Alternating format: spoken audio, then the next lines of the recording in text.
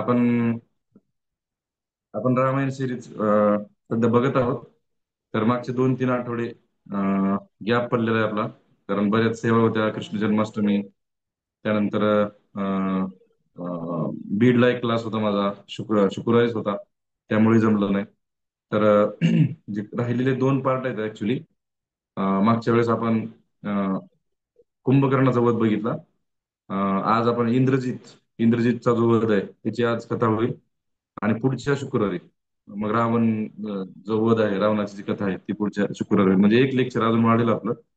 तर आज आपण इंद्रजितची कथा बघणार आहे. तर आपण जे या ठिकाणी ऑनलाईन जो प्लॅटफॉर्म आहे, त्या ऑनलाईन प्लॅटफॉर्मवरती आपण जमा होतोय कृष्ण कथा श्रवण करण्यासाठी, राम भगवंतांची कथा श्रवण करण्यासाठी. तर आपल्याला भगवंतांनी सुद्धा भगवद्गीतेमध्ये खूप सुंदर इन्स्ट्रक्शन दिलेले आहे एका श्लोकामध्ये. एक अध्याय आहे बघा, 9वा अध्याय, त्यातला 34वा श्लोक आहे. तर त्या 34व्या श्लोकामध्ये भगवंत अर्जुनाला असं सांगतात की मन्मना भव मद्भक्तो मद्याजी माम नमस्करो माम वैश्यसी त्वयं आत्मानं मत्परायण. भगवंत सांगतात अर्जुनाला की अर्जुना, मन्मना भव मद्भक्तो मद्याजी माम नमस्करो. अर्जुना, माझा भक्त हो, मनामध्ये माझं सतत चिंतन कर, माझी पूजा कर, मलाच नमस्कार कर. याप्रमाणे तू मला येऊन मिळशील. तर आपल्याला आहे ना, मनमना भगवत मद बघतो, भगवंताने अर्जुनाला सांगितलं की मनमना, की मनामध्ये सतत माझं चिंतन कर. भगवंताचं चिंतन आपल्या मनामध्ये कंटिन्यू राहिलं पाहिजे. पण त्याच्यासाठी आहे ना, त्यासाठी प्रॅक्टिस पाहिजे. म्हणजे ऐकण्याची, श्रवणाची प्रॅक्टिस पाहिजे.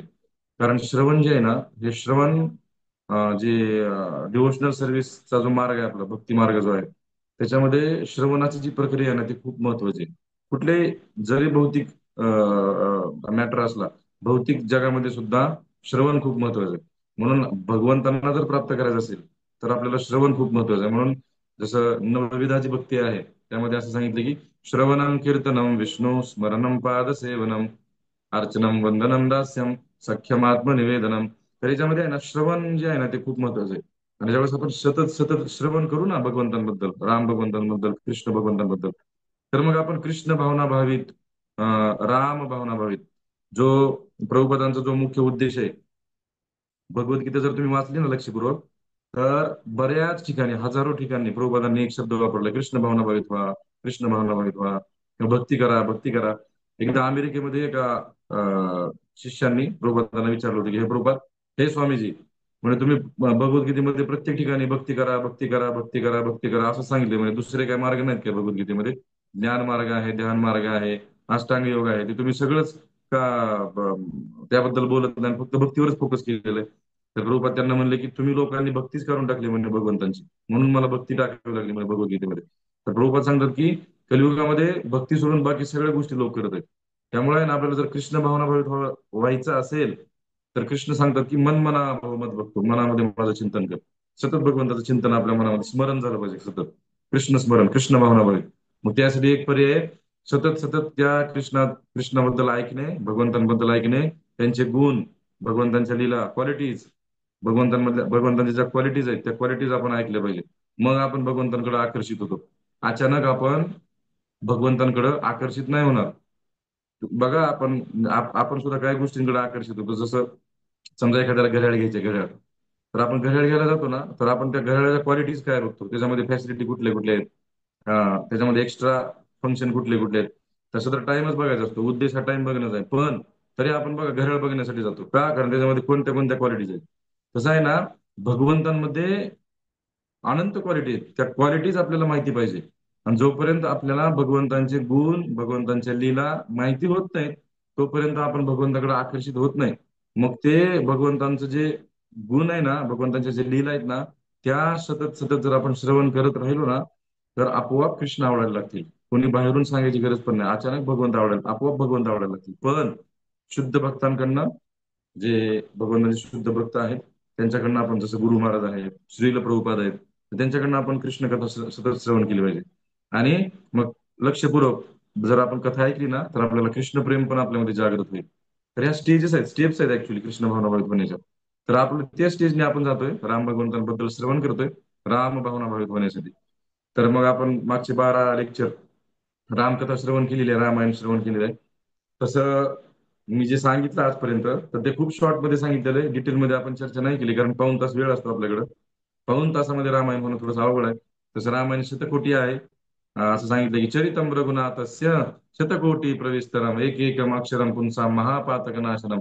शतकोटी चरितं रघुनाथस्य शतकोटी विस्तरम, 100 कोटी रामायण आहे किंवा 100 कोटी श्लोकांचं रामायण आहे. तर ते पाऊण तासामध्ये सांगणं, 12 लेक्चरमध्ये 13 लेक्चरमध्ये सांगणं, तर हे असं आहे सूर्यासमोर ते काजवा जसं चमकतो, तो तसा विषय आहे. आपण जास्त डिटेल नाही बोलू शकत, पण जितकं आपल्याला वेळ आहे त्यामध्ये आपण कृष्णाबद्दल, राम भगवंतांबद्दल जाण्याचा प्रयत्न करतो.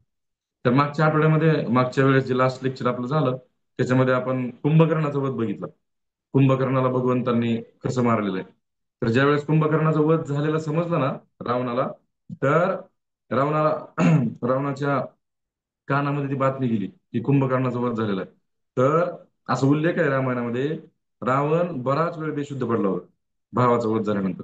कारण रावणाला समजलं की कुंभकर्ण म्हणजे माझा राईट हँड आहे आणि माझा भाऊ आहे, माझा काय म्हणतात त्याला, माझं सर्वस्व आहे माझा भाऊ कुंभकर्ण, आणि त्याचा वध झालाय. रावण आहे ना खूप रडत होता आणि बेशुद्ध पडला होता, बराच वेळ बेशुद्ध होता रावण, असा उल्लेख आहे बरं का रामायणामध्ये, बराच वेळ बेशुद्ध पडला कारण त्याला ती बातमी सहन नाही झाली. आणि रावण काय म्हणतो, त्याचे जे मित्र जे सगळे थांबलेले होते समोर, रावणाची जी बायको आहे मंडोदरी, ती सुद्धा समोर होती. आणि सगळ्यांना रावण काय म्हणतो की, म्हणे माझा भाऊ गेला, माझा कुंभकर्ण भाऊ गेला, माझा प्रिय भाऊ गेला, आता मी जगून काय करू, म्हणे मला जगायचेच नाही. म्हणे मी सीता सुद्धा परत द्यायला तयार आहे, म्हणे मला सीता सुद्धा नको, म्हणे काय करू त्या सीतेचं मी, मला गरज नाही म्हणे सीतेची, माझा भाऊच गेला, कुंभकर्ण गेला आणि मी आता जगून काय करू, रडायला लागलाय. आणि असं उल्लेख, असं संत सांगतात बरं का, असं डोक्याला हात मारून घेतोय माझा भाऊ गेला. आणि मग असा उल्लेख आहे रामायणामध्ये की आता रावणाला, ज्यावेळेस कुंभकर्ण मेला ना आणि बरेच सैनिक मेलेले आहेत रावणाचे, त्यावेळेस रावणाला बिभीषण बिभीषणाने जे सांगितलं होतं रावणाला की सीतामाता कोण आहेत, राम भगवंत कोण आहेत, ते बिभीषण समजून सांगत होते रावणाला. पण रावण ऐकत नव्हता बिभीषणाचं. तर आत्ता रावणाला आठवतंय की बिभीषण माझा जो दादा आहे ना, तुम्हाला सांगत होता की राम हे जे आहेत ना स्वतः नारायण आहे, ते भगवंत आहेत, आणि त्यांच्या पत्नी म्हणजे सीतामाता जे ते लक्ष्मी आहे, तर त्यांचं तुम्ही अपहरण करू नका, त्यांना वापस द्या परत. तर रावणाला या सगळ्या गोष्टी आठवायला लागल्या आता बिभीषणाच्या, मला सांगत होते समजावून, पण ऐकलं नाही मी. आपली सुद्धा परिस्थिती तशीच आहे बघा मित्रांनो, आपली परिस्थिती तशीच आहे. आपल्याला विठ्ठलान प्रभूजी, परमपूज्य गुरु महाराज, श्रील प्रभुपाद, जेवढे वैष्णव आहेत, आपल्याला त्यांच्या अनुभवातनं सांगत असतात की ऍक्च्युली आपल्याला काय करायचंय, आणि समजून सांगतात. भक्ती करा, नामस्मरण करा, 16 माळा जप करा, कारण आज ना उद्या जे आयुष्य आहे ना आपलं ते संपणार आहे. पण आपण आहे ना इग्नोर करतो. इग्नोर, तुम्हाला माहिती आहे का, वॉर्निंग देतात पण आपण इग्नोर करतो. आता तुमच्यापैकी जर कोणी सॉफ्टवेअर इंजिनियर असेल ना, ज्यांचं कम्प्युटर ब्रांच झालेली आहे, तर त्यांना माहित असतं बघा, सॉफ्टवेअरची प्रोग्रामिंग ज्यावेळेस करतो ना आपण, टेस्टिंग करतो किंवा सॉफ्टवेअर जेव्हा डेव्हलप करत असतो ना, तर सॉफ्टवेअर डेव्हलप करत असताना किंवा प्रोग्राम करतो समजा एखादा कुठला तरी, तर प्रोग्राम ज्यावेळेस एक्झिक्यूट करतो ना आपण, तर त्याच्यावरती एक वॉर्निंग येते. पण ती वॉर्निंग आहे ना सॉफ्टवेअर इंजिनियर इग्नोर करतात. मग त्याला इग्नोर करतात, त्याकडे बघत नाही त्या वॉर्निंगकडे, लगेच पुढे कंटिन्यू कोडिंग चालू असतं. पण ज्यावेळेस फायनल एक्झिक्युशन असतं ना त्या प्रोग्रामचं, तर त्यावेळेस मग जे एरर आलेले असतात ना, वॉर्निंग आलेल्या, त्याचे एरर मध्ये रूपांतर होतं, मग तो प्रोग्राम एक्झिक्यूट होत नाही बरोबर. तसं आपण सुद्धा आयुष्यामध्ये, आपल्याला संत सांगतात, भगवंतांचे भक्त सांगतात की तुम्ही व्यसन करू नका, हरे कृष्ण महामंत्राचा जप करा, पण आपण इग्नोर करतो. विठ्ठलांपूर्वी सांगतात बघा सारखं, जप करा, ग्रुपवर ग्रुपवरती जप टाकत जा, 16 माळा जप करा, आपण काय करतो, इग्नोर करतो. जसं तुम्ही बघितलं का कधी सिगरेट पिणारे जे असतात ना, सिगरेट पिणारे, स्मोकिंग करणारे, तर स्मोकिंगचं जे पॉकेट असतं ना, त्याच्यावरती लिहिलेलं असतं स्मोकिंग किल्स, किंवा स्मोकिंग कॉजेस कॅन्सर, असं त्याच्यावरती वॉर्निंग दिलेली असते. आणि शब्द लिहिलेला असतो आधी वॉर्निंग, आणि लिहिलेलं असतं स्मोकिंग किल्स. पण आपण काय करतो, ते व्यसन करणारे जे असतात ना, ते करतात, इग्नोर करतात ते वॉर्निंग. तसं आपण सुद्धा ज्यावेळेस आपल्याला प्रभूजी सांगतात ना की असं जप करा, नामस्मरण करा, आपण इग्नोर करतो, इग्नोर करतो, इग्नोर करतो. फर्स्ट प्रिऑरिटी म्हणे माझी करिअरला आहे, फर्स्ट प्रिऑरिटी लक्ष्मीला आहे, पैशाला आहे, इग्नोर करत राहतो. आणि एक दिवस असा येतो की डायरेक्ट मृत्यू समोर येऊन थांबतो. आणि त्यावेळेस आपल्याला प्रभूजीने सांगितलेल्या गोष्टी आठवतात, पण त्यावेळेस वेळ निघून गेलेली असते. तसं रावणाची कंडिशन या ठिकाणी तशीच झालेली आहे. आता सगळे गेलेले आहेत जवळचे, आता कुंभकर्ण पण गेलेला आहे. आणि मग आता रावणाला बिभीषण जो भाऊ आहे त्यांचा, त्यांनी जे सांगितलं होतं ते आठवायला लागले आता, तुम्हाला बिभीषणाने सांगितलं होतं की सीता मातेला सोडून द्या. तर रावण आहे ना आता पश्चाताप करतोय. पण दुष्ट लोक असे असतात, जे दुष्प्रवृत्तीचे असतात ना, त्यांची तुम्ही ऍटिट्यूड बघा. पश्चाताप होतो, परंतु सुधरत नाही. रावणाची पण कंडिशन ते झालं, पश्चाताप व्हायलाय. बिभीषणाला उगाच बाहेर काढलं घराच्या, लंकेच्या बाहेर काढलं ना रावणाने बिभीषणाला. तर तुम्हाला सांगू का, ज्या दिवशी रावणाने बिभीषणाला म्हणजे भावाला लंकेच्या बाहेर काढलं ना, त्याच दिवशी रावणाचं पतन चालू झालं. काय माहितीये का, वैष्णव अपराध झाला. वैष्णव अपराध म्हणजे काय? भगवंतांच्या भक्तांचा अपराध. तुम्ही बघा शास्त्रामध्ये खूप सुंदर उदाहरण आहे. जसं महाभारतामध्ये एक उदाहरण आहे, जसं विदुरजी आहेत ना, विदुरजी. जोपर्यंत विदुरजी हस्तिनापूरमध्ये होते ना, तोपर्यंत भगवंतांनी हस्तिनापूरला टच पण नाही केलं. पण ज्या वेळेस दुर्योधनाने विदुरजींना हस्तिनापूरच्या बाहेर काढलं ना, त्या दिवसापासून हस्तिनापूरचं पतन चालू झालं. त्याला म्हणतात वैष्णव अपराध. या ठिकाणी पण रावणाचं तेच झालेलं आहे. रावणाने बिभीषणाचं ऐकलं नाही आणि त्याचा अपमान करून त्याला लंकेच्या बाहेर काढलं. आणि एकटा बिभीषण लंकेमध्ये होता म्हणून लंका सुरक्षित होती. त्यामुळे कधी कधी आपण बघतो ना, आपल्या घरामध्ये एखादा भक्त असतो, तो जप करतो, नामस्मरण करतो. घरातले सगळे त्याला बोलतात एक काहीच काम करत नाही, बसतो फक्त जपच करतो. किंवा काही जण असे पण आहेत, मला अनुभव आहे, की नोकरी करतात, सगळं करतात, भक्ती पण करतात, तरी त्यांना प्रॉब्लेम आहे घरच्यांना. घरच्यांना प्रॉब्लेम भक्तीचा आहे, भगवंतांचा प्रॉब्लेम आहे. तर ते करू देत नाहीत. पण तुम्हाला सांगू का, जर एखाद्या घरामध्ये एखादा वैष्णव असेल ना, भक्त भगवंतांचा, आणि तो जर जप करत असेल ना, तर त्या एका व्यक्तीमुळे संपूर्ण घराला भगवंत सांभाळतात आणि सगळे सुरक्षित असतात. पण त्या लोकांना त्याचं महत्व कळत नाही. तसं रावणाची पण या ठिकाणी तीच परिस्थिती झालेली आहे. बिभीषणामुळे रावण सुरक्षित होता, कारण तो वैष्णव आहे बिभीषण, आणि भगवंताचं नामस्मरण करायचं म्हणून लंका सुरक्षित होती. पण ज्या दिवशी काढलं बिभीषणाला बाहेर, पतन चालू झालं रावणाचं. आणि मग तरी रावण सुधरत नाही. मग रावणाने काय केलं, सगळे जे नातेवाईक आहेत, त्यांचे जे मित्र आहेत, दुष्ट मित्र, त्यांना रावणाने बोलवलं. मग त्याच्यामध्ये नरांतक नरांतक नावाचा एक असुर आहे. नरांतक आलेला आहे. त्रिशिर नावाचा एक असुर आहे. त्याच्यानंतर देवांतक नावाचा एक असुर आहे. हे सगळे त्याचे मित्र सगळे समोर आलेले आहेत. आणि रावणाने त्यांना आदेश दिला, जा म्हणे तुम्ही युद्ध करायला. ते राम आणि लक्ष्मण दोन पोरं आलेत म्हणे, ते युद्ध करायला लागलेत. बऱ्याच जणांना मारलंय, कुंभकर्णाला पण मारलेलं आहे. जा त्यांना जाऊन त्यांचा वध करा तुम्ही. मग नरांतक आलेला आहे, त्रिशिर आलेला आहे, देवांतक आलेला आहे, सगळे आलेले आहेत युद्ध करण्यासाठी. आणि इकडं राम भगवंतांच्या सेनेमध्ये हनुमानजी, अंगद, नल, नील, सुग्रीव सगळे तयारच आहेत युद्ध करण्यासाठी. आणि मग नरांतक आला. नरांतकचा नरांतक आणि अंगद महाराजांचं युद्ध चालू झालेलं आहे. मग अंगद आणि नरांतकचं युद्ध इतकं भयंकर युद्ध झालेलं आहे. मोठे मोठे पर्वत उचलायचे अंगद आणि त्या नरांतकच्या अंगावर टाकायचे. नरांतक मोठे मोठे पर्वत उचलायचा, अंगदच्या अंगावर टाकायचा. भयंकर युद्ध झालं अंगद आणि नरांतकचं. अंगदनी नरांतकचा वध केला. त्याच्यानंतर त्रिशिर आणि हनुमान या दोघांचं युद्ध चालू झालं. त्रिशिर नाव होता, त्याला तीन तोंड होते. आणि तो इतका भयंकर होता असुर. तो काय करायचा, मोठे मोठे जे पर्वत आहेत ना, हजारो किलोमीटर उंच, शेकडो किलोमीटर उंच असे पर्वत उचलायचा तो सहज. एका हाताने उचलायचा आणि हनुमानजींच्या छातीवर फेकला पर्वत एक. तर हनुमानजीने काय केलं, गदेने त्या पर्वताचा चुरा केला. आणि मग ज्यावेळेस चुरा केला हनुमानजीने त्यांची गदा जी आहे ना, ती त्रिशिराच्या छातीवरती घातलेली आहे. आणि मग त्याला रक्ताच्या उलट्या त्या त्रिशिराने केलेले आहेत. मग त्रिशिराचा वध केला हनुमानजींनी. देवांतक देवांतक नावाचा एक असुर, त्याचा वध हनुमानजींनी केलेला आहे. आणि त्याच्यानंतर जे नील आहेत ना, नील, राम भगवंतांच्या सेनेमध्ये नल नील आपण ऐकतो बघा, इंजिनियर नल आणि नील. तर ते नील, त्या नील सोबत युद्ध करण्यासाठी एक असुर आला. त्याचं नाव आहे महोदर. महोदर नावाचा असुर, तो इतका प्रचंड होता महोदर. त्याने नील पण काही छोटा नव्हता, नीलचे पण. कारण काय माहिती का, रामायणामध्ये जे पात्र आहेत ना, रामायण हे त्रेतायुगामध्ये घडलेलं आहे. आणि त्यावेळेस शरीराची जी साईज होती ती खूप मोठी होती, प्रचंड होती. आता आपण सध्या कलियुगामध्ये राहतोय. कलियुगामध्ये शरीराची साईज आपली कमी झाली आहे, 5 फूट, 5.5 फूट, जास्तीत जास्त 6 फूट. 7 फुटाचा जरी माणूस बघितला ना, तरी आपण त्याला बघायला जातो किती उंच माणूस आहे. पण हे सगळे त्रेतायुगातले आहेत. तर नल सुद्धा खूप मोठा होता. पण त्याच्यापेक्षा दुप्पट तिप्पट मोठा हा महोदर नावाचा एक असुर होता. तर महोदर आणि नीलचं युद्ध चालू झालेलं आहे. आणि मग नीलने भगवंतांचं स्मरण करत त्या महोदरशी युद्ध केलेलं आहे आणि त्या महोदरचा वध केला नीलने. त्याच्यानंतर दुसरा एक असुर आलेला आहे, अतिकाय नाव आहे त्याचं, अतिकाय. हा अतिकाय इतका प्रचंड होता. दुसरा कुंभकर्ण. कुंभकर्णाच्या शरीराची जशी साईज होती ना, तशी त्या अतिकायच्या शरीराची साईज होती. थोडासा लहान होता कुंभकर्णापेक्षा, पण शक्तिशाली तेवढाच. ऍक्च्युली काय झालं माहिती का, इथं बाहेर गणपती बाप्पाचं मोठ्याने साऊंड चालू आहे इथं. परत आमच्या घरी प्रवचन चालू आहे, तिथं पण कीर्तनाचा आवाज यायला लागला मध्ये. त्यामुळे तुम्हाला काय त्याचा आवाज येत असेल, त्यामुळे थोडं डिस्टर्ब होते सांगताना. एक 5 मिनिटात संपेल ते पण. तर अतिकाय नावाचा एक असुर आला. तो कुंभकर्णाच्या साईजचा होता. तर याच्यावर युद्ध कोण करणार आता? मग लक्ष्मणजी भगवंतांकडे गेले आणि लक्ष्मणजींनी राम भगवंतांना विनंती केली म्हणे, हे दादा, हा खूप भयंकर आहे म्हणे, असुर प्रचंड आहे म्हणे, त्याच्या शरीराची साईज प्रचंड आहे. तर मी त्याशी युद्ध करू का? मला परमिशन द्या. तर मग राम भगवंतांनी लक्ष्मणजींना परमिशन दिली, त्या अतिकाय असुरासोबत युद्ध करा. लक्ष्मणजी त्या अतिकायसोबत समोर खूप छोटे आहेत. अतिकायची साईज खूप प्रचंड आहे शरीराची. तर तो अतिकाय काय म्हणला लक्ष्मणजींना, म्हणे, हे लक्ष्मण, अरे तू बारका मुलगा आहेस म्हणे, माझ्यासोबत युद्ध करायला आलास का? जा म्हणे, जा, तुझे खेळायचे दिवस आहेत. आणि तू माझ्याशी युद्ध जा म्हणे, तुझ्या भावाला पाठव म्हणे, तुझा राम भाऊ आहे ना तो कोण, त्याला पाठव म्हणे माझ्याकडे. लक्ष्मण म्हणजे काय म्हणतात, हे आती काय म्हणे, जे युद्ध करतात ते गप्प मारत नसतात. तुला युद्ध करायचं ना माझ्यासोबत, तर तू गप्प मारू नको, माझी साईज नको बघू म्हणे, मी तुझा वध करणार.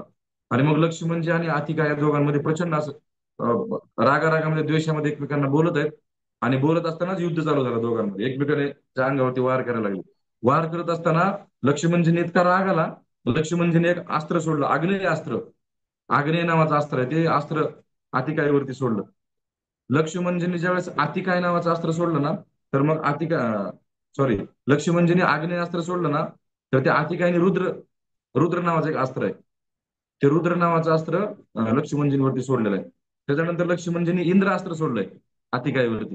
त्यानंतर आतिकायने त्वष्टा नावाचं एक अस्त्र आहे, ते लक्ष्मणजींवरती सोडलेलं आहे. त्यानंतर लक्ष्मणजींनी वायव्य नावाचं एक अस्त्र आहे, ते सोडलं. त्याच्यानंतर आतिकायने यम नावाचं एक अस्त्र आहे, ते लक्ष्मणजींवरती सोडलेलं आहे. तर प्रचंड युद्ध चालू आहे. हजारो बाण एकाच वेळेस लक्ष्मणजी त्या आतिकायावरती सोडत आहेत. आणि आतिकाय त्यांचा प्रतिकार करत आहे, त्या बाणाचं तुकडे करत आहे. आतिकाय हजारो बाण सोडतोय लक्ष्मणजींवरती. भयंकर युद्ध चालू झालं त्या दोघांमध्ये. आणि हनुमानजी, सुग्रीवजी, राम भगवंत सगळे असे स्तब्ध होऊन आतिकाय आणि लक्ष्मणजींमधलं जे युद्ध आहे ते ऑब्झर्वेशन करतायत, बघत आहेत. आणि हनुमानजी लक्ष्मणजींना तेवढं विचारतात की, हे लक्ष्मणजी, म्हणे काय मदत करण्यासाठी मी येऊ का तुम्हाला? तर लक्ष्मणजी म्हणले, नाही, माझा दादा जो आहे राम, त्यांचं नाव माझ्यासोबत आहे, त्यामुळे मला त्यांचं स्मरण मी करतोय म्हणे, राम भगवंतांचं. आणि सगळी शक्ती जी आहे ना ती राम भगवंतच देत होते. त्यामुळे लक्ष्मणजीने काय केलं, एक एक प्रसंग असा आला, काहींनी लक्ष्मणजींवरती यामास्त्र सोडलं, यामास्त्र, याम नावाचं अस्त्र. ते अस्त्र सोडल्यानंतर लक्ष्मणजींच्या छातीवरती त्याचा प्रहार झाला आणि मग लक्ष्मणजी काय झाले, बेशुद्ध पडले. बेशुद्ध पडले. आणि जे पूर्वीच्या काळचे योद्धे होते ना, युद्ध करणारे, त्यांची अशी एक सवय होती की ज्यावेळेस एखादा योद्धा जर बेशुद्ध पडला तर त्याच्याकडे असं एकटक एकटक बघायचं, उठतोय का नाही, पण प्रहार करत नव्हते. तो आतिकाय पण काय केला, लक्ष्मणजींवरती वार केला छातीवरती. मग लक्ष्मणजी थोडेसे बेशुद्ध पडले. मग तो लक्ष्मणजी जवळ आला आणि असं बघत होता, उठतोय का, काय करतोय, उठतोय का. तेवढ्यात काय झालं, वायुदेव आले तिथं. आणि वायुदेवानी लक्ष्मणजींच्या कानामध्ये सांगितलं की, हे लक्ष्मणजी, म्हणजे दुसरे कुठलेही अस्त्र याच्यावरती प्रभाव टाकणार नाही, तुम्ही काय करा म्हणे, ब्रह्मास्त्र सोडा. ब्रह्मास्त्र सोडा म्हणल्यानंतर मग लक्ष्मणजीने काय केलं, ब्रह्मास्त्र सोडलं. आणि असा बाणावरती, धनुष्यावरती बाण ठेवलेला आहे, कानापर्यंत असा ओढलेला आहे लक्ष्मणजीने. आणि जसा सोडला, तो बाण सोडल्यानंतर इतका फास्ट तो बाण गेलेला आहे. आणि जो आतिकाय असुर होता त्याच्या इथं लागला गळ्याला. आणि इथून त्याचा चेहरा वेगळा झालेला, शरीरापासून, धडापासून वेगळं झालं. आणि मग त्या आतिकाय नावाच्या असुराचा वध लक्ष्मणजीने केलेला आहे. आणि मग ज्या वेळेस रावणाला समजलं की या आतिकाय नावाच्या असुराचा वध झालेला आहे, त्यावेळेस मात्र रावण घाबरला. आणि रावण काय म्हणतो, एक खूप सुंदर श्लोक आहे रामायणामध्ये. रावण म्हणतो की, तम मध्ये राघवम वीरम नारायणम नामयम तद्भयादी पुरीम लंका विहित द्वार तोरणा. काय म्हणतो रावण, तम मध्ये राघवम वीरम नारायणम नामयम, म्हणे मला नक्की खात्री पटली आहे म्हणे, हा रामच नारायण आहे. आणि हा जो नारायण आहे ना, तो राम बनून आलेला आहे म्हणे मला मारण्यासाठी. आणि तद्भयादी पुरीम लंका विहित द्वार तोरणा. आणि त्या राम भगवंतांच्या भयाने संपूर्ण लंकेमध्ये दहशत पसरलेली आहे. म्हणजे हा राम साधारण नाही म्हणे, हा मुलगा नाही कोणीतरी, हा 100% नारायण आहे. आणि मग हे ज्यावेळेस रावण विचार करतो ना की रामच नारायण आहे किंवा नारायणच राम आहे, तर ही जी गोष्ट आहे ना, हीच कथा ज्यावेळेस राम भगवंत लंकेवरती आले ना आता आक्रमण करण्यासाठी, तर मग आता आता ज्यावेळेस अतिकायचा वध झाला, लक्ष्मणने वध केला, आणि रावणाला ज्यावेळेस संशय आला की नारायण म्हणजेच राम आहे, तर मग रावण या युद्धामध्ये मदत मागण्यासाठी बली महाराजांकडे गेला होता. नरसिंह पुराणामध्ये कथा आहे की रावण बली महाराजांकडे खाली सुतर लोकांमध्ये मदत मागण्यासाठी गेला होता. तर मग बली महाराजांनी बघितलं रावणाला, म्हणे तुम्ही माझ्याकडे कसं काय आले रावण. तर रावण काय म्हणला की हे बली महाराज, म्हणे तो जो राम नावाचा मुलगा आहे ना, तो माझ्यावरती आक्रमण करायला आला म्हणजे लंकेवरती, मी तुम्हाला मदत मागायला आलो. तर मग बली महाराज काय म्हणले, कुणाचं नाव घेतलं तू, रामाचं, इकडे म्हणले तू. मग बली महाराजांनी रावणाच्या खांद्यावरती हात ठेवला आणि रावणाला बली महाराजांचं जे महल होतं त्या महलाच्या वरती घेऊन गेले बली महाराज. आणि गच्चीवरती घेऊन गेल्यानंतर बली महाराजांनी रावणाला एक सोन्याचा पर्वत दाखवला. लक्षपूर्वक आहे का मी काय सांगतोय, कारण थोडं बाहेरचा साऊंड येतोय मला खूप मोठा, डिस्टर्ब होतोय मी. तर बली महाराजांनी आहे ना रावणाला तो सोन्याचा एक पर्वत दाखवला. 1000 किलोमीटर उंच होता पर्वत, सोन्याचा पर्वत होता तो. तर बली महाराज काय म्हणले रावणाला, रावणा तुला तो सोन्याचा पर्वत दिसतो का म्हणे. म्हणे हो दिसतोय ना म्हणे, सोन्याचा पर्वत आहे. त्या पर्वताला बघून तुला काय वाटतंय म्हणे. रावण काय म्हणलं, वाटायचं काय म्हणे, सोन्याचा पर्वत आहे आणि मला सोन्याची खूप आवड आहे म्हणे, माझी लंकाच सोन्याची. रावण काय म्हणला बली महाराजांना, म्हणे बली महाराज, मी तुम्हाला युद्धामध्ये मदत मागण्यासाठी आलोय, राम माझ्यावरती आक्रमण करतोय आणि तुम्ही मला सोन्याचा पर्वत दाखवलाय. काय मला उद्देश समजत नाही म्हणे यांचा, तू कशामुळे तुम्ही मला सोन्याचा पर्वत दाखवताय. तर बली महाराज काय म्हणले, तो नीट बघ म्हणले पर्वत. बघितला परत एकदा रावणाने, बघितला म्हणे काय, ते पर्वत नाही म्हणले तो, ते कुंडल आहे म्हणे, कानातलं कानातलं कुंडल आहे सोन्याचं, त्रिकोणी आकाराचं त्याचं असं कुंडल कानात घालायचं. रावण काय म्हणला, इतकं मोठं कुंडल. बली महाराज म्हणले हो. रावण काय म्हणलं, कुणाच्या कानातलं कुंडल आहे, कोण आहे म्हणले एवढा प्रचंड मोठा. तर मग बली महाराजांनी रावणाला सांगितलं की रावणा, ते जे कुंडल आहे ना म्हणे, ते हिरण्यकश्यपूच्या कानातलं कुंडल आहे. आणि ज्या वेळेस नरसिंहदेव भगवंतांचं आणि हिरण्यकश्यपूचं ज्यावेळेस युद्ध चालू होतं ना, तर एक प्रसंग असा आला होता, भगवंताने हिरण्यकश्यपूच्या कानात कानफडा दिली होती. तर मग ते कानातलं कुंडल असं गळून पडलं होतं हिरण्यकश्यपूच्या. तर ते कुंडल आहे म्हणे हे पर्वत.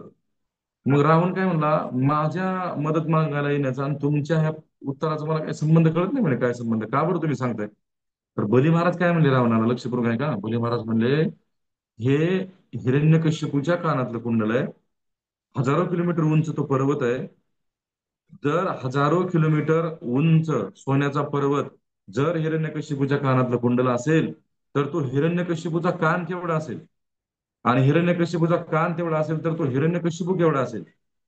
आणि तो हिरण्यकश्यपू ज्यावेळेस नरसिंहदेव भगवंतासोबत युद्ध चालू होतं, त्यावेळेस एक प्रसंग असा आला होता की तो हिरण्यकश्यपू गायब झाला होता. भगवंतांना पण सापडत नव्हता, कुठे गेलता काय म्हणजे सापडतच नव्हता.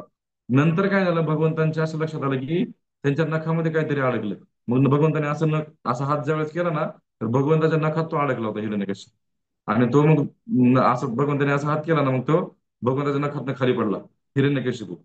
विचार करू शकता तुम्ही, सोन्याचा पर्वत ज्याच्या कानातलं कुंडल आहे तो हिरण्यकश्यपू केवढा असेल. आणि तो हिरण्यकश्यपू नरसिंहदेव भगवंतांच्या नखामध्ये अडकलाय. नरसिंहदेव भगवंतांचे नख केवढे असतील, आणि नरसिंहदेव भगवंताच्या नखामध्ये जो हिरण्यकश्यपू अडकलाय ते नरसिंहदेव भगवंत केवढे असतील, त्यांची साईज किती असेल. तर रावण काय म्हणला बली महाराजांना, माझ्या प्रश्नाचा काय संबंध आहे याच्यामध्ये, मला काय सांगता तुम्ही. तर बली महाराज काय म्हणले, तो राम आहे ना म्हणले, तोच नरसिंह आहे म्हणले. नरसिंहदेव भगवंत म्हणजे ते राम आहेत म्हणे, दुसऱ्या अवतारामध्ये आलेत आता. तुम्हाला समजतं का मी काय सांगतोय.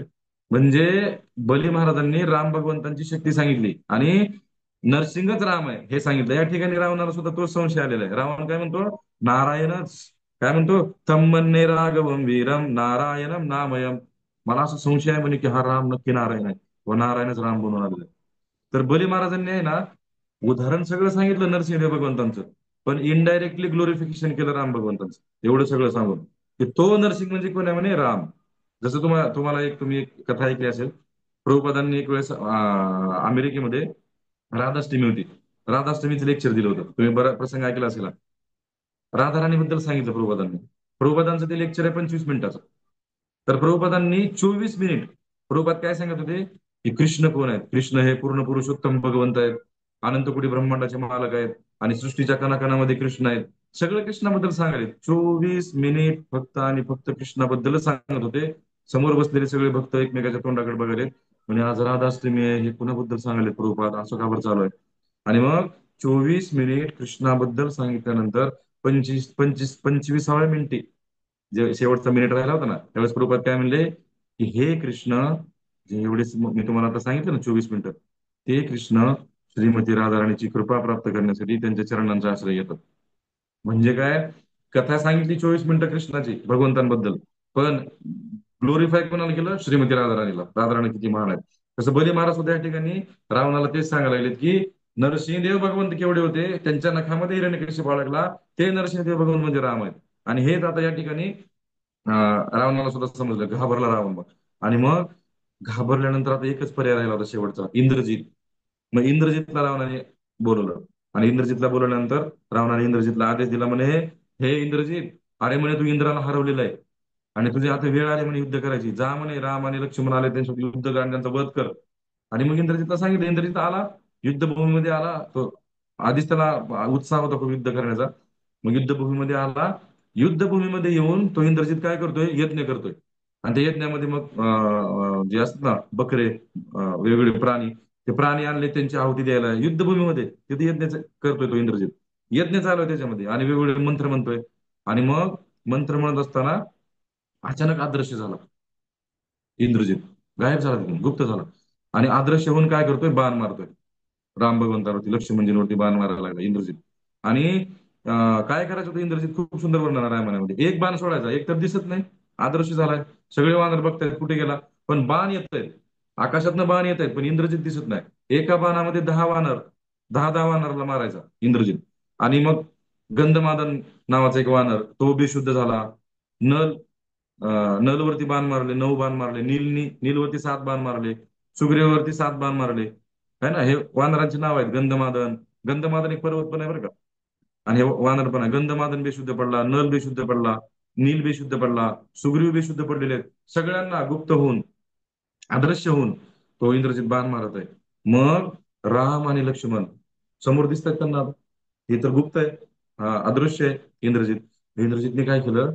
राम आणि लक्ष्मणवरती ब्रह्मास्त्र सोडलं. म्हणजे हा एकच पर्याय आहे ना मारण्याचा, ब्रह्मास्त्र. ब्रह्मास्त्र सोडलं.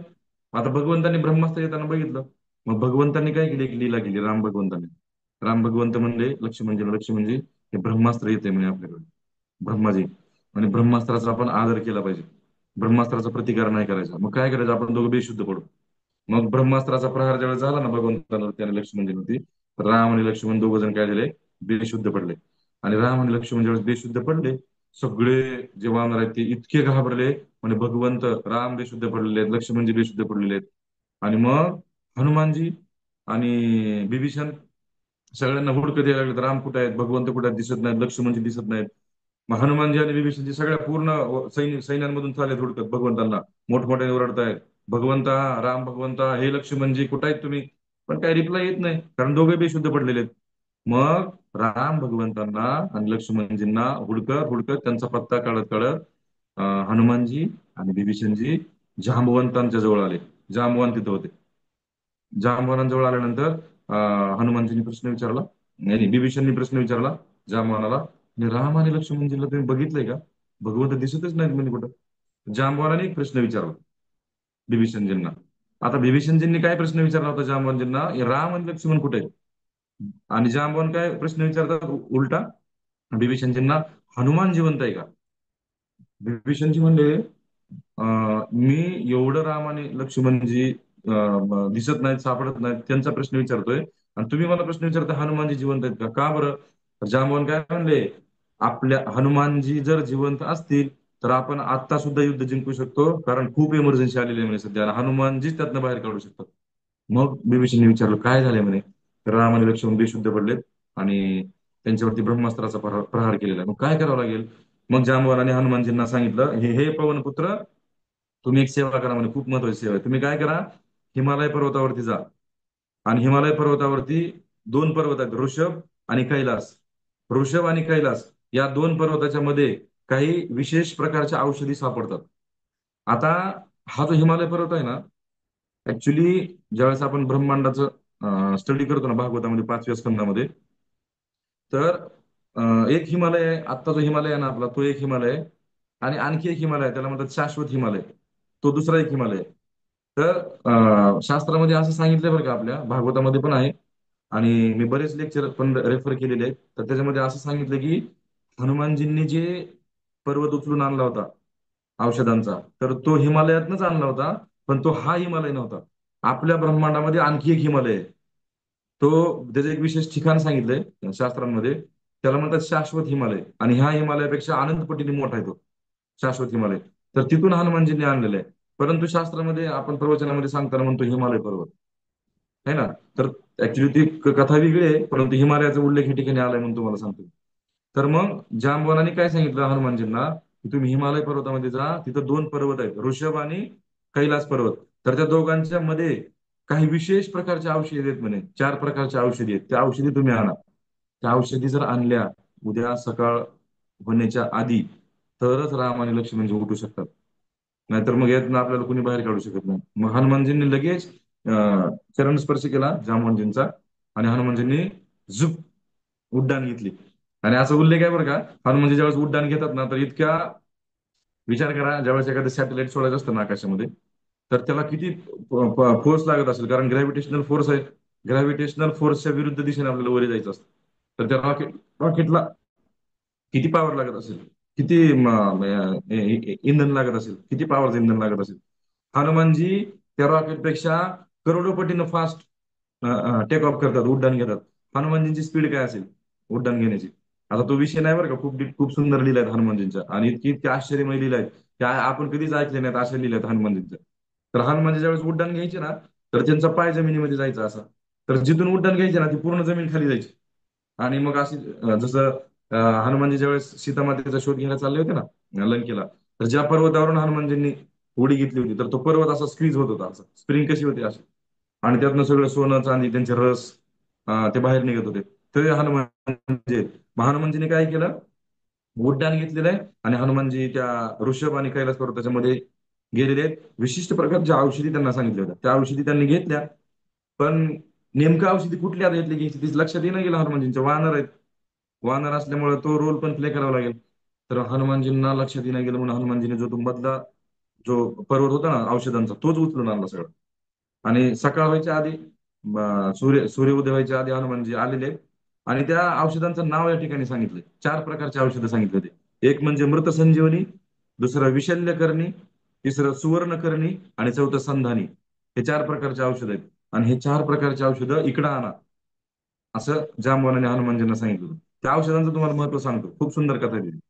तर हनुमान आहे ना, लगेच उड्डाण मारले, गेले पर्वत आणला तो.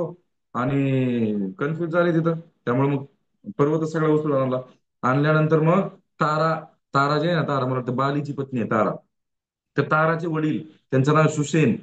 त्या सुषेन जे होते ना, ताराचे वडील, त्यांना या औषधांचा अभ्यास होता, की या औषधं कशासाठी उपयोगात आणले जातात. मग सुषेनला बोलवलं त्या ठिकाणी. आणि मग सुषेननी काय केलं, हे जे 4 प्रकारचे औषधं होते ना, ते राम भगवंतांना, लक्ष्मणजींना त्यांच्या नाकामधनं वास त्यांना दिला, आणि जे काही वानर सगळे मेले होते त्या वानरांना त्याचा वास दिला. आता हे जे औषध आहेत ना, याच्यामध्ये पहिला आहे मृत संजीवनी. मृत संजीवनी, त्या सुषेननी काय केलं, ते मृत संजीवनी नावाचं जे औषध आहे ना, ते कशासाठी उपयोगात आणलं जातं म्हणे, मेलेले जे जीव आहेत ना ते जिवंत होतात, मृत संजीवनी. मग जे वानर मेले होते ना, त्यांच्या नाकाजवळ जाऊन त्याने असे औषध धरायचे. मग ते त्या औषधाच्या प्रभावाने ते परत प्रगट व्हायचे, परत जिवंत व्हायचे वानर. पहिला आहे मृत संजीवनी. आणि ज्यावेळेस आपण ऐकतो ना शुक्राचार्य, त्यांना संजीवनी विद्या प्राप्त होती. तर ह्या औषधांचाच शुक्राचार्य प्रयोग करायचे असुरांवरती, त्यांना जिवंत करण्यासाठी. आता सुद्धा ही औषधं हिमालयामध्ये आहेत, परंतु ते अप्रकट अवस्थेमध्ये आहेत. आपल्याला ते ओळखू येणार नाहीत आपण जरी गेलो तरी. कारण भगवंतांना माहित आहे कलियुगातले जीव खूप खतरनाक आहेत, काय करतील काय सांगता येणार नाही. म्हणून हे औषधं सध्या, म्हणून तर देवी देवता आणि ज्या दिव्य गोष्टी आहेत ना, त्या सगळ्या दिव्य गोष्टी कलियुगामध्ये अदृश्य रूपामध्ये आहेत, आपल्यासमोर काही प्रकट होत नाही. म्हणून तर कलियुगामधले लोक भगवंतावर विश्वास ठेवत नाहीत, देवी देवतांवरती विश्वास ठेवत नाहीत, कारण प्रकटच होत नाही. कारण आपली तेवढी पात्रताच नाही, कारण आपला विश्वासच नाही या अशा गोष्टींवरती. तर पहिलं जे औषध आहे ना, ते आहे मृत संजीवनी. मेलेले सगळे वानर जिवंत केले. दुसरं विशल्यकरणी. विशल्यकरणीचा काय उपयोग आहे त्या औषधाचा? विशल्यकरणी म्हणजे जिथं बाण मारलेले आहेत ना, बाण घुसलेले आहेत शरीरामध्ये, तर ते विशल्यकरणी तिथं लावलं ना, त्या ठिकाणी आपोआप बाण बाहेर निघतात तिथले. मग ते पूर्ण जखम तिथले त्या ठिकाणी नीट होते. तिसरं आहे सुवर्णकर्णी. सुवर्णकर्णी काय, ज्या ठिकाणी जखम झालेला आहे, कुठं फाटलेलं आहे, कुठं चिरलेलं आहे, पूर्ण शरीर जखमी झालेलं आहे, रक्तबंबाळ झालेलं आहे, तर ती सुवर्णकर्णी नावाचं जर औषध लावलं तर पूर्ण जखम भरून निघत होती. पूर्ण जखमा झालेल्या भरून एकदम नॉर्मल माणूस पहिल्यासारखा त्या सुवर्णकर्णीने. आणि चौथा आहे संधानी. संधानी म्हणजे काय, की एखादा व्यक्ती जर बेशुद्ध पडला तर त्याच्या नाकाजवळ जर ते संधानी नावाचं औषध, ते जडीबुटी पकडली तर तो परत शुद्धीवर येतो. आणि मग या ठिकाणी सुषेणनी काय केलं, संधानी नावाचं जे जडीबुटी होती ती राम भगवंतांच्या आणि लक्ष्मणांच्या नाकाजवळ धरल्यानंतर दोघे परत काय झाले, उठून उभे राहिले, उठून. आणि सगळे वानर मेलेले परत उठलेले आहेत, जखमा झालेल्या आहेत, सगळे नीट झालेले आहेत. आणि परत एकदा जय श्रीराम अशा घोषणा करत सर्वजण उठलेले आहेत आणि परत युद्धाला तयार झालेले आहेत. आणि मग जांबवानांनी हनुमानजींना सांगितलं की हनुमानजी, तुम्ही हा जो पर्वत आहे हाय तिथं परत ठेवून या. परत हनुमानजी गेले, तो पर्वत त्या ठिकाणी ठेवून आले. तर ज्यावेळेस हनुमानजी परत आले ना, तर राम भगवंतांनी हनुमानजीला मिठी मारली. म्हणे हनुमानजी, तुमचे उपकार मी कधीच फेडू शकत नाही. इतके हनुमानजींचे उपकार आहेत भगवंतांवर. तर भगवंत जे आहेत ना, भक्तांचे जे उपकार आहेत ना कधी विसरत नाही बरं का ऍक्च्युली. आणि भक्त जे असतात ना, ते असं कधी समजत नाहीत की आम्ही भगवंतावरती उपकार करायला लागलो सेवा करून. तर दोघांचा एक आहे ना परस्पर संबंध आहे बरं का, अंतरंग संबंध आहे. बाहेरच्या लोकांना जे अभक्त आहेत त्यांना असं वाटतं की हा किती सेवा करतो भगवंतांची, उपकार करतो भगवंतावरती, किंवा भगवंतांनी किती दिलंय, भगवंत उपकार करतात. पण तुम्हाला सांगू का, भक्तांचा आणि भगवंतांचा एक विशेष असा अंतरंग संबंध आहे. तो फक्त भक्तांना आणि भगवंतांनाच माहिती. त्यामुळे उपकाराची भाषा त्याच्यामध्ये येत नाही बरं का. पण तरी सुद्धा भगवंत काय म्हणले हनुमानजींना, हनुमान म्हणे, तू माझा प्राण आहेस म्हणे, प्राण. आणि मी तुझे उपकार कधीच विसरणार नाही जे तू आमच्यासाठी आज केलेलं आहे. तर मग सुग्रीव, सगळे उठले आता वानर. सुग्रीवांना खूप राग आला. सुग्रीव इतका राग आला म्हणजे, रात्र होती त्यावेळेस, दिवसभर हेच उपचार चालू होते सगळ्या वानरांवरती. मग तो पूर्ण दिवस गेला, रात्र झाली, रात्री सगळे जागे झालेले आहेत. आणि मग सुग्रीव उठले आणि सुग्रीव म्हणले, आता रात्र झालेली आहे म्हणे, आता काय करायचं, युद्ध करायचं आहे का आता. तर मग हनुमानजी, जांबवान त्यांनी काय सांगितलं, म्हणे हे असुर रात्री आपल्यावरती अटॅक करतात ना, आपण रात्री यांच्यावरती अटॅक करायचे. आणि मग रात्रीच अटॅक चालू केला वानरांनी, सुग्रीवांनी, सगळ्या वानरांनी. लंकेत घुसले सगळे, प्रचंड पर्वत एवढे वानर लंकेत घुसले. लंकेतले सगळे लोक कन्फ्यूज, काय व्हायला काय समजत नाही. आग लावायला लागलेत लंकेला, महलांना आग लावले, विध्वंस सगळ्या लंकेमध्ये विध्वंस रात्रीच्या वेळी केलेला आहे वानरांनी, सुग्रीवांनी, हनुमानजींनी. आग लावली लंकेला, पूर्ण लंकेमध्ये गोंधळ माजलेला आहे. घोडे, हत्ती सगळे जळायला लागलेत, पळत सुटलेत बाहेर, आरडाओरडा चालू आहे. रावणही घाबरला, म्हणे काय झालंय, काय चालू आहे. आणि पूर्ण कन्फ्युज करून टाकलं रावणाला, काही त्याला विचार करण्याचा सुद्धा वेळ देत नव्हते वानर, इतक्या फास्ट मध्ये घुसलेले आहेत. रावण चिडला, इतका राग आला रावणाला. लगेच रावणाने काय केलं, काही त्याचे मित्र होते जवळचे, त्याचा पुतण्या पण होता, जसा कुंभ आहे, निकुंभ आहे. कुंभ हा कुंभकर्णाचा मुलगा आहे. निकुंभ, कुंभ, निकुंभ, कंपन, पर्जन्य, हे असुर आहेत, भयंकर असुर आहेत. त्यांना रावणाने बोलवलं, म्हणे जा तुम्ही युद्ध करा, मारा म्हणणे वानरांना. आणि सुरक्षा लंकेची, तुम्ही सुरक्षा कन्फर्म करा लंकेची. आणि मग सगळ्या असुरांनी रावणाची परमिशन घेतली. आणि म्हणजे ठीक आहे महाराज, आम्ही जातो. मग रावण थोडा रिलॅक्स झाला. असुर असे असतात, जरा थोडंसं पॉझिटिव्ह विचार दिसलं लगेच रिलॅक्स होतात. रावण पण रिलॅक्स झाला. आणि रावण काय म्हणला, आता हे कुंभ, निकुंभ, कंपन, पर्जन्य हे रक्षण करतील म्हणे माझ्या लंकेचं. रिलॅक्स झोपला तो. परत हे केलं, आराम करायला. आणि मग युद्ध केलेलं आहे. निकुंभ, कुंभ, पर्जन्याचा वध केला अंगदनी. कुंभ अंगद सोबत युद्ध करायला आलेला आहे, आणि अंगदनी कुंभाचा वध केलेला आहे. त्याच्यानंतर सुग्रीव आलेला आहे. सुग्रीवाने काय केलं, सुग्रीवाने त्या जो निकुंभ आहे, निकुंभाला असं सुग्रीवाने धरलं, असं गच्चीला धरलेलं आहे. आणि उचललं आणि समुद्रामध्ये फेकून दिलं सुग्रीवाने. आणि जसं समुद्रामध्ये फेकून दिलं तसं सुग्रीव परत उडी मारली आणि समुद्रामध्ये त्या निकुंभच्या अंगावरती असं जाऊन बसलेले आहेत सुग्रीव, आणि त्याला पूर्ण तळामध्ये, समुद्राच्या तळाला पाठवलेला आहे.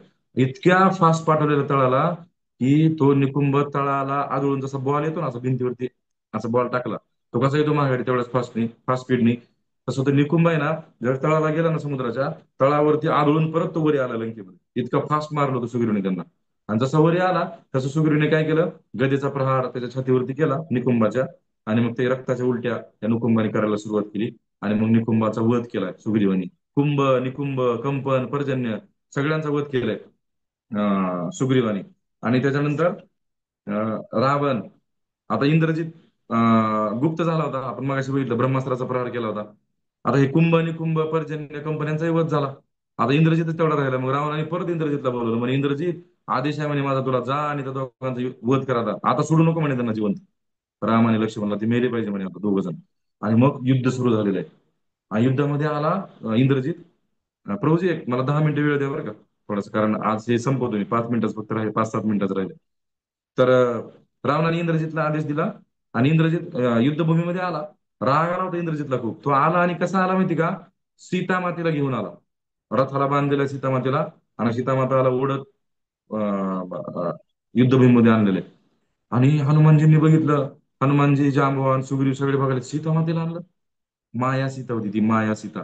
इंद्रजितला ती विद्या प्राप्त होती, मायावी व्यक्ती तयार करण्याची. हुबेहूब व्यक्ती तयार करू शकत होता तो इंद्रजित. आणि मग इंद्रजितने आणलं सीतामातेला आणि रथामध्ये घेतलं आणि तिचे केस धरले सीतामातेचे. आणि जानव जसं करतो ना आपण, जनाव जनाव असं जनाव असते बघा, जानव. त्या दिशेने इंद्रजितने काय केलं, सीतामातेच्या अंगावरती तलवारीने प्रहार केला आणि तिचं अंग कापून टाकलं सीतामातेचं. आणि जागेवर सीतामाता ध्येय सोडलेला आहे. तर हनुमानजी ओरडतायत इंद्रजितला, हे इंद्रजित, म्हणे त्या सीतामातेचा काय दोष आहे? त्यांना का बरं तू त्यांना का बरं मारतोस? त्यांचा का वध करतोस? तुझा आणि राम भगवंतांचं शत्रुत्व आहे. तू राम भगवंतांना मार, त्यांच्याशी युद्ध कर. त्यांचा काय दोष आहे? ती स्त्री आहे. हनुमानजी समजून सांगते. इंद्रजित काय म्हणतो माहिती का? हे हनुमान, मला माहिती आहे म्हणे स्त्रीचा वध करायचा नसतो, पण शत्रूला त्रास देण्यासाठी आपण कुठल्याही गोष्टी करू शकतो म्हणे आपल्या. म्हणून मी सीतेचा वध केला. आणि जसा सीतामाता खाली पडल्या रथामधनं, तसे हनुमानजींनी सगळ्याला सांगितलं म्हणे, युद्ध करू नका, आता युद्ध संपलं, काही गरज नाही म्हणे. सीता ज्यांच्यासाठी युद्ध चालू होतं तीच व्यक्ती आता जिवंत नाही, मग युद्ध कशाला करायचं? तर मग सगळे निराश होऊन, नाराज होऊन बसलेले आहेत रथामध्ये. मग बिभीषणजी आले. आणि बिभीषणजींनी हनुमानजींना विचारलं, हनुमानजी, आणि हीच बातमी राम भगवंतांना समजली होती की सीतामातेचा वध केलाय म्हणून. राम भगवंत जागेवरती मूर्छित पडले, चक्कर येऊन पडले. लक्ष्मणजी मोठमोठ्यांनी रडत आहेत. बिभीषणजी आले. बिभीषणजी म्हणले, अरे काय लावले, रडताय कशामुळे तुम्ही, काय झालंय? हनुमानजींनी सांगितलं म्हणे, सीतामातेचा वध केला इंद्रजितने, मग कशाला युद्ध करायचं म्हणे, आता काय उपयोग काय युद्ध करून? तर बिभीषणजी म्हणले, हनुमानजी, राम भगवंतांना आधी उठवलं आणि राम भगवंतांना म्हणले, हे राम भगवंता, हनुमानजी, इंद्रजित जो आहे ना, त्याला एक युद्ध विद्या प्राप्त आहे म्हणे. तो कुठल्याही माणसाची प्रतिकृती तयार करू शकतो. आणि तुम्हाला सांगू का, रावणाची जी अशोक वाटिका आहे, त्याच्यामध्ये दुसरा कुठलाही पुरुष रावणाशिवाय प्रवेश करू शकत नाही. मग हा इंद्रजित कसा गेला तिथं? तर ही सगळी माया आहे म्हणे, तुम्ही याच्यावरती विश्वास ठेवू नका. आणि मग ज्यावेळेस समजलं राम भगवंतांना, हनुमानजींना, लक्ष्मणजींना, त्यावेळेस मग लक्ष्मणजी इतके क्रोधित झाले आणि मग भगवंतांना परमिशन मागितली. भगवंता म्हणजे मी याचा वध करतो, मला परमिशन द्या. आणि मग भगवंतांनी लक्ष्मणजींना, ठीक आहे म्हणजे तुम्ही जा युद्ध करा. प्रचंड युद्ध लक्ष्मणजी मध्ये आणि इंद्रजित मध्ये. आणि वेगवेगळ्या प्रकारचे अस्त्र सोडायला लागलेत. लक्ष्मणजींनी वरून अस्त्र इंद्रजित वरती सोडलेलं आहे. इंद्रजितनी रौद्रास्त्र सोडलेलं आहे. दोन्ही अस्त्र एकमेकावरती असे फोकस करतायत, एकमेकाला धडकतायत. भयंकर स्फोट होतोय, बरेच जीव मरत आहेत. त्याच्यानंतर लक्ष्मणजींनी सूर्यास्त्र सोडलेलं आहे आणि इंद्रजितने परत आग्नेयास्त्र सोडलेलं आहे. त्याच्यानंतर लक्ष्मणजींनी माहेश्वर अस्त्र सोडलंय.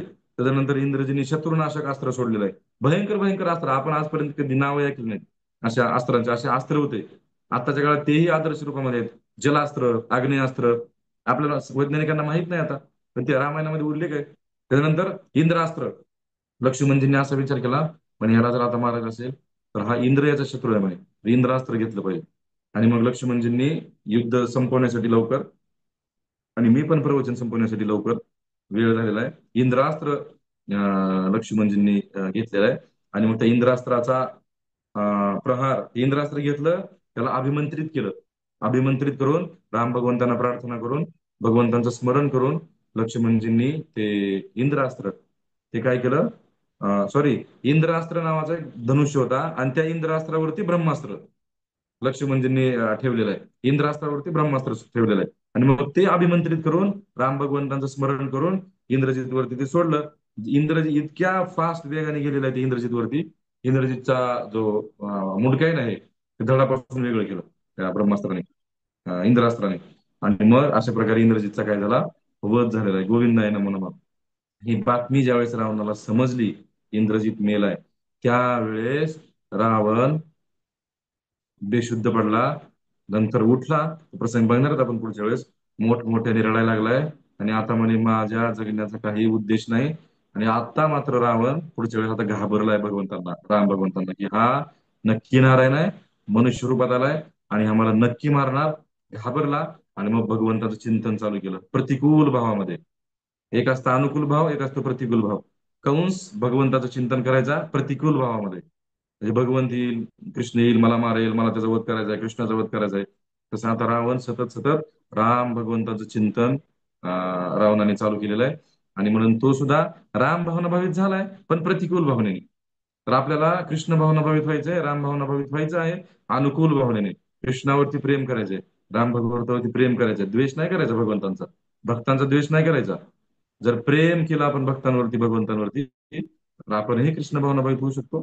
आणि आपणही भगवंतांची कृपा प्राप्त करून याच जन्मामध्ये शरीर सोडल्यानंतर आपण भगवंतांकडे, बॅक टू गॉड हेड, जो हरे कृष्ण आंदोलनाचा जो उद्देश आहे, बॅक टू गॉड हेड, आम्ही जातो आमच्या गावात, आमचा राम राम घ्यावा, तर तो उद्देश साध्य होईल तर आपण कृष्ण भावनाभावित झालो तर. आणि परत त्यासाठी सांगतोय, सतत सतत श्रवण करणं कृष्णाबद्दल, राम भगवंतांबद्दल, दॅट इज नेसेसरी, खूप आवश्यक गोष्ट आहे. तरच आपण कृष्ण भावनाभावित होऊ शकतो. तर मग अशा प्रकारे इंद्रजितचा वध झाला आणि राम भगवंतांनी नंतर लक्ष्मणजींना मिठी मारली आणि लक्ष्मणजींची स्तुती केली. आणि ज्यावेळेस लक्ष्मणजींची स्तुती करत होते भगवंत, लक्ष्मणजी निघून गेलेले, स्तुती ऐकली नाही स्वतःची लक्ष्मणजींनी. हा गुण आहे भक्तांचा. स्तुती भक्त ऍक्च्युली ऐकायला आवडत नाही. आपल्याला अजून आपली स्तुती आवडते म्हणजे आपण अजून पूर्ण भक्त झालेलो नाही. ज्या दिवशी असं वाटेल की बिनकामाची माझी स्तुती करायला लागली, तिथून निघून जाऊ आपण, असं समजायचं. हळूहळू भक्तीमध्ये प्रगती होत आहे. पण आता अशी कंडिशन आहे आपली, आपली जर कुठं स्तुती चालू असेल, लपून ऐकतो आपण दरवाजाच्या मागं, काय सांगतायत माझ्याबद्दल, आनंद होतो. बेटा, मन में लड्डू फुटा, आनंद होतो माझ्याबद्दल स्तुती चालू आहे, स्तुती चालू आहे. तर हा भक्तांचा ऍक्च्युली गुण नाही. त्यामुळे आपण अजून भक्त झालेलो नाही, आपण त्या ऑन दी वे आहेत सध्या अजून. तर हे लक्ष्मणजींचा गुण आहे. आणि मग अशा प्रकारे इंद्रजितचा उद्धार लक्ष्मणजीने केलेला आहे. हरे कृष्णा. पुढच्या वेळेस आपण आता शेवट लेक्चर, रावणाचा वध, पुढच्या लेक्चरमध्ये आपण करूया. हरे कृष्णा. खूप खूप धन्यवाद सरांचे. हरे कृष्ण प्रभू, दंड प्रणाम. खूप छान लेक्चर झालं. तर एक प्रश्न मला होता, तर मी हा, प्रश्न तुम्हाला विचारतो. तर प्रश्न असा होता की आतिकाय जे असुर आहेत त्यांचा वध करण्यासाठी जे वायुदेव भगवंताच्या कानात येऊन सांगतात की ब्रह्मास्त्र वापरा. पण मनात शंका प्रश्न आहे की भगवंत सर्वज्ञ आहेत, सर्व काही जाणतात, आणि भगवंत जाणत असताना सुद्धा देवता येऊन भगवंतांना सुचवतात की तुम्ही ब्रह्मास्त्र वापरा. तर हे कसं समजून घ्यायचं? ऍक्च्युली प्रभूजी, भगवंत ज्यावेळेस येतात ना या भूतलावरती, जसं कृष्ण भगवंत आले, तर तुम्हाला एक प्रसंग माहिती का? आता कृष्ण भगवंत तर पूर्ण पुरुषोत्तम आहे. तुम्हाला एक प्रसंग माहिती का, ज्या वेळेस भगवंतांनी जो कुठला घाट तो, अं, केशी घाट, केशी घाटावरती ज्यावेळेस भगवंतांनी केशीचा वध केला ना, केशी दैत्याचा, तर केशीचा वध केल्यानंतर भगवंतांनी दुसऱ्या एका असुराचा वध केला, शेवटचा वृंदावनामधला व्योमासुर नावाचा एक असुर होता.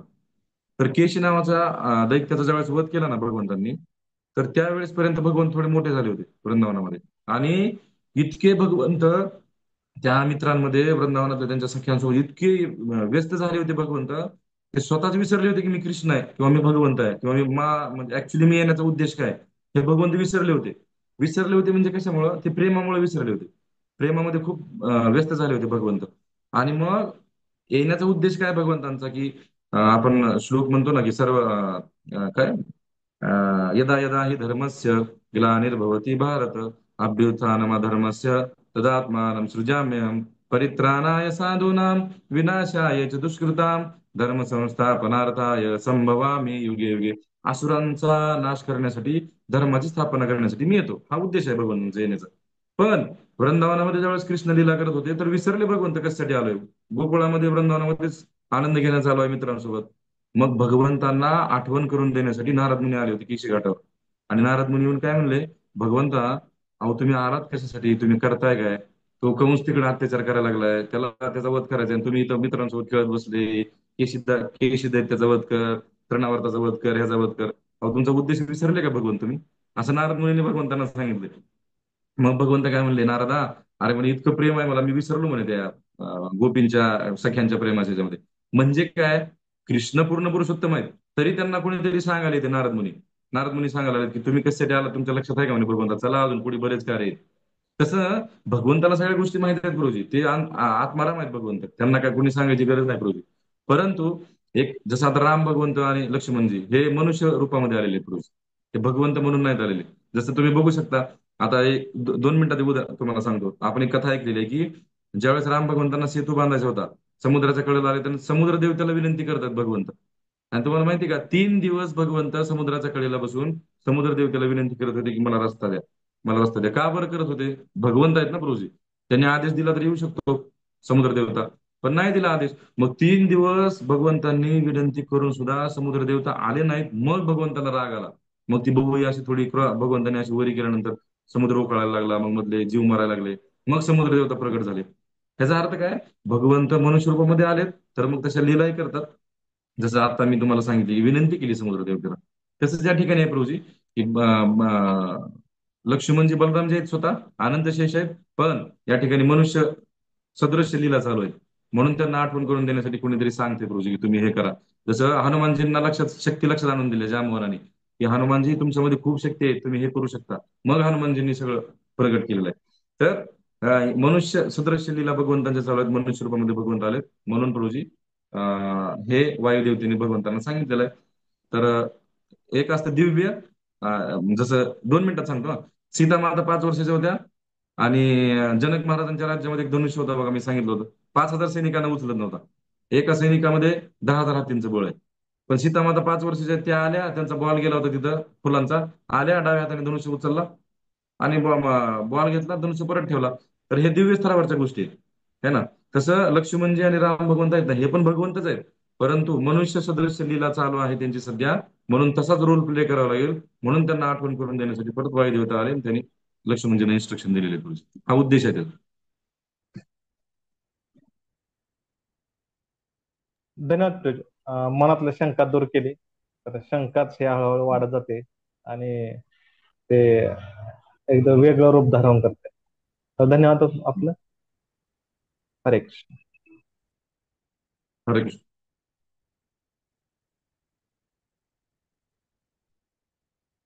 आणि थोडंसं सुरुवातीला प्रभूजी मला डिस्टर्ब झालं, त्याच्याबद्दल पण क्षमा करा. कारण बाहेरचं खूप मोठा साऊंड येत होता प्रभूजी खिडकीतनं.